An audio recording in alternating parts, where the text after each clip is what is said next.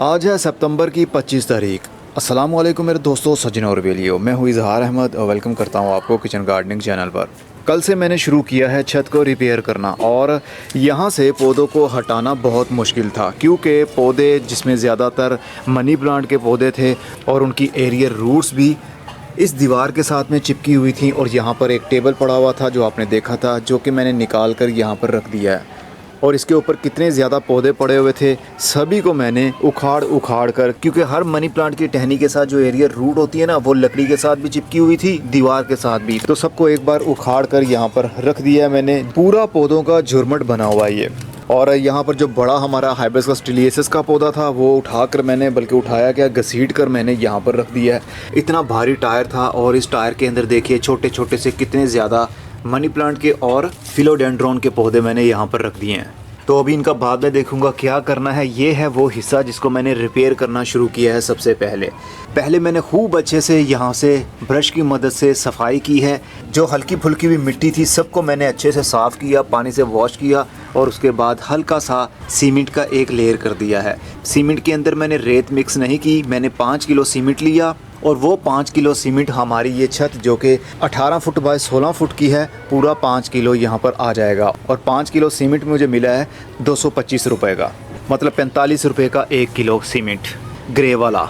इसके अंदर रेत मिक्स नहीं की, इसको कहते हैं नीरू बनाकर छत के ऊपर डाल देना। खाली सीमेंट लिया, उसके अंदर पानी डाला, उसको खूब अच्छे से मिक्स किया और फिर एकदम से गिरा कर ब्रश की मदद से हल्का हल्का सा एक लेयर बना दिया। इसमें मोटी तह नहीं है, बिल्कुल बारीक सी तह है।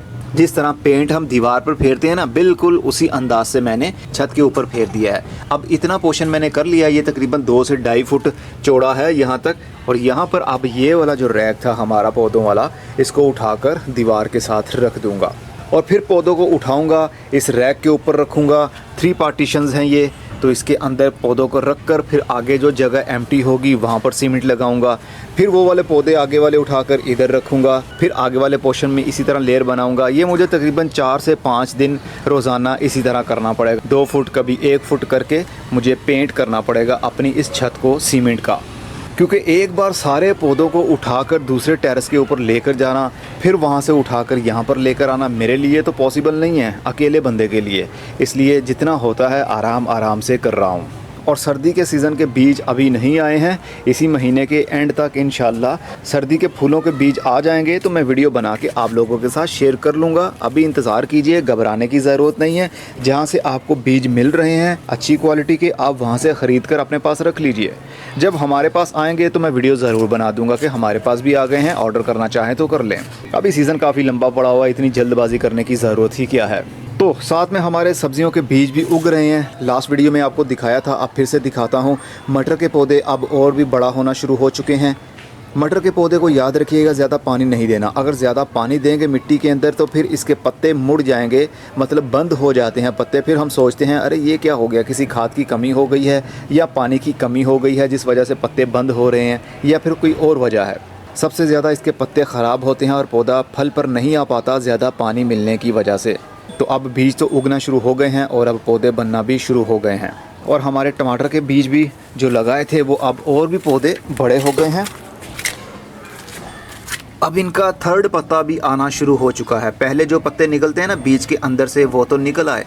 अब 3रा पत्ता भी ऊपर से आप देख सकते हैं काफ़ी खूबसूरत अंदाज से निकलने की कोशिश कर रहा है। इसी तरह पौधे बड़े होते रहेंगे। अब इसको ट्रांसप्लांट नहीं किया है मैंने, इनको ट्रांसप्लांट करूँगा जब ये 4 से 5 इंच का पौधा हो जाएगा। फिर सभी को एक साथ ही निकालूंगा और अलग अलग जगह पर लगा दूंगा। ये मैंने 14 तारीख को लगाए थे, यानी 14 सितंबर को, मटर के भी बीज और टमाटर के। यहाँ पर किसी पौधे को पानी मिला हुआ है, किसी को नहीं मिला हुआ, क्योंकि पाइप पकड़ के पानी देना काफ़ी मुश्किल हो जाता है इस वक्त, जबकि पौधों का एक झुरमुट एक सेंटर में पड़ा हुआ है। तो बहुत मुश्किल का सामना करना पड़ रहा है मुझे। बहुत हिम्मत के साथ आता हूँ, 2 से 2.5 घंटे अपनी छत को देता हूँ और जब थका देने वाला ये काम कर लेता हूँ तो उसके बाद पता चलता है अरे पौधों को अभी तो पानी भी देना है। फिर पाइप पकड़ता हूँ, फिर पानी देने लग जाता हूँ। काफ़ी टाइम इसके ऊपर आजकल मेरा स्पेंड हो रहा है और थक जाता हूँ, यकीन मानिए। अगर यकीन ना आए तो आप खुद ऐसा काम करके देख लीजिए, आपको खुद से मालूम पड़ जाएगा आप थकते हैं या फिर नहीं। देखिए कितने खूबसूरत पौधे हैं, सब के सब एक झुरमट में पड़े हुए हैं। चलिए दूसरी छत के ऊपर चलते हैं, वहाँ की अपडेट देता हूँ। इस छत की भी काफ़ी हद तक मैंने सफाई कर दी थी। गमले सारे जो बिला वजह के बीच में पड़े हुए थे वो मैंने एक साइड पर रख कर, ये देखिए यहाँ पर रख दी है। मिट्टी भी इन्हीं गमलों के अंदर है। जैसे जैसे मुझे ज़रूरत होगी वैसे वैसे गमले को उठाऊँगा, गोडी करूँगा, पानी दूँगा और इनके अंदर पौधों को शिफ्ट या फिर ट्रांसप्लांट कर दूँगा। फूल गोभी के बीज भी मैंने लगा दिए हैं, कुछ दिन पहले ही मैंने लगाए हैं इन ग्रो बैग्स के अंदर, जो तकरीबन 7 इंच का ग्रो बैग है। इसके अंदर एक एक गोभी का पौधा होगा, यानी फूल गोभी। अभी ये जर्मिनेट नहीं हुए हैं और हमारे मूली के बीज जर्मिनेट हो गए हैं, जो मैंने 17 तारीख को लगाए थे।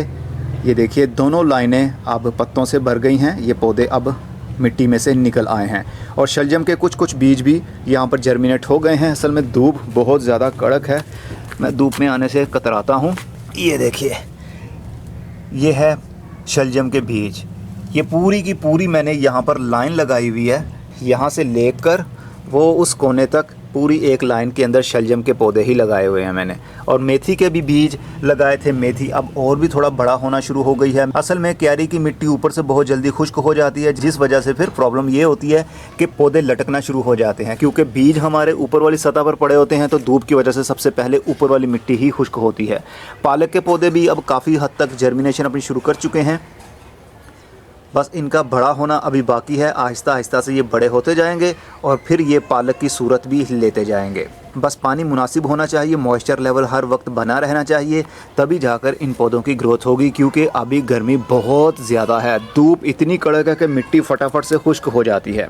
बैंगन के पौधों के ऊपर काफ़ी हद तक चूंटियाँ आ गई थी, तो चूंटियों को भगाने के लिए मैंने कुपेक्स पाउडर का इस्तेमाल किया। ये सफ़ेद रंग का पाउडर आप देख रहे हैं, सफ़ेद रंग का पाउडर छिड़का और चूंटियाँ यहाँ से भाग गईं। छोटे पौधों के ऊपर भी, पत्तों के ऊपर भी कुपेक्स पाउडर जो सफ़ेद कलर का किराना स्टोर से या डिपार्टमेंट स्टोर से या मेडिकल स्टोर से भी आपको मिल जाता है, वो लाकर अगर स्प्रिंकल भी करते हैं पत्तों को कोई नुकसान नहीं होता इस पाउडर की वजह से। सिर्फ ये चूंटियों को भगाने के लिए, खटमल को भगाने के लिए, इस तरह के कीड़ों को भगाने के काम आता है। बैंगन मैंने उतार लिए थे, अब फिर से ये और एक बैंगन लंबा हो गया है। और ये देखिए ये छोटा सा अभी निकल रहा है, ये भी निकल रहा है और फूल खिले हुए हैं। फूल मुरझाने के बाद में इनके अंदर से बैंगन बन जाएंगे। तो फ़िलहाल के लिए तो यही अपडेट है। और इसके अंदर धनिया के बीज लगाए थे, लेकिन धनिया के बीज अभी तक जर्मिनेट नहीं हुए हैं। और इसके अंदर मैंने कुछ दिन पहले ही गाजर के बीज भी लगा दिए हैं, लेकिन वो भी अभी तक जर्मिनेट नहीं हुए हैं। वो भी कुछ दिन तक जर्मिनेशन अपनी शुरू कर देंगे। अभी तक के लिए यही अपडेट है। अब चलता हूँ, काम काफ़ी ज़्यादा है। अगली वीडियो में फिर मिलेंगे किसी नई मालूमात के साथ। तब तक अपना बहुत सारा ख्याल रखिएगा। खुदा हाफिज़।